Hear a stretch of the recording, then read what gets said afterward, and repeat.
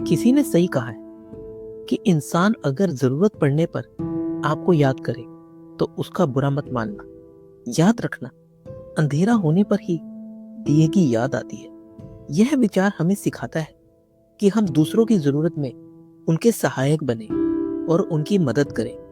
इसी संदर्भ में एक छोटी सी कहानी आपके साथ साझा कर रहा हूँ, जो न केवल प्रेरणादायक है बल्कि हमारे जीवन में ईमानदारी और निस्वार्थ कर्म का महत्व भी समझाती है। एक व्यापारी था जिसकी कई नाव थी।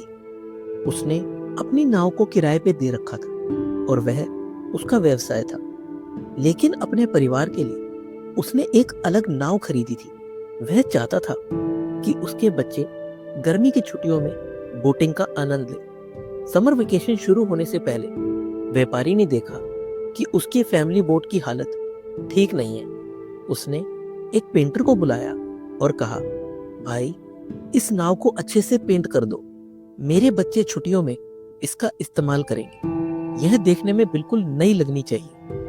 पेंटर ने सहर्ष काम संभाल लिया। उसने व्यापारी से बच्चों के नाम पूछे और नाव पर उनके नाम बहुत खूबसूरती से पेंट कर दी।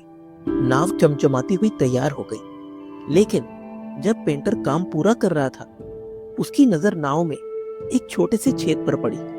पेंटर ने बिना समय गवाए उस छेद को ठीक कर दिया। क्योंकि उसे मरम्मत का थोड़ा बहुत अनुभव था, उसने उस छेद को पूरी तरह से भर दिया। यह काम उसने व्यापारी को बताए बिना कर दिया और केवल अपने पेंटिंग के पैसे लेकर अपने गांव लौट गया। 3 महीने बाद पेंटर के पास एक चिट्ठी आई। जब उसने लिफाफा खोला तो उसमें एक भारी रकम का चेक था। यह देखकर वह हैरान रह गया। उसने सोचा, मैंने तो सिर्फ पेंटिंग का काम किया था और उसके पैसे तो मुझे उसी दिन मिल गए थे। यह चेक क्यों भेजा गया है? अगले ही दिन पेंटर व्यापारी के पास गया और पूछा, सर, आपने मुझे ये चेक क्यों भेजा? मैंने तो सिर्फ पेंटिंग का काम किया था, उसके पैसे आप पहले ही दे चुके थे। व्यापारी ने कहा, आओ भाई बैठो, मैं तुम्हें बताता हूँ। बातचीत के दौरान व्यापारी ने अपनी कहानी साझा की। जब तुमने मेरी नाव पेंट की थी तब मेरे बच्चे गर्मियों की छुट्टियों में घर आए थे। एक दिन सुबह सुबह उन्होंने बोटिंग पर जाने की जिद की। मैं इतना व्यस्त था कि भूल गया कि उस नाव में एक छेद था। जब वे नाव लेकर निकल गए तभी मुझे वह छेद याद आया। मैं और मेरी पत्नी दोनों सदमे में थे। हमें लगा कि बच्चे वापस नहीं आ पाएंगे। उनकी सुरक्षा के लिए हम बेहद चिंतित थे। लेकिन कुछ समय बाद हमने देखा कि बच्चे खुशी खुशी वापस आ गए। यह देखकर मैं हैरान था।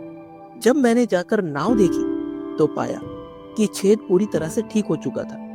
तुमने ना केवल पेंटिंग का काम किया बल्कि वह छेद भी ठीक कर दिया। तुमने यह काम बिना किसी स्वार्थ के किया, बिना बताए किया। तुम्हारे इस छोटे से काम ने मेरे बच्चों की जान बचाई।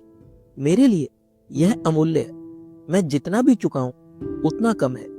इस कहानी से हमें यह सीख मिलती है कि हमें अपने काम को पूरी ईमानदारी और निस्वार्थ भावना से करना चाहिए। जो अच्छा कर्म हम करते हैं उसका फल ईश्वर खुद देता है।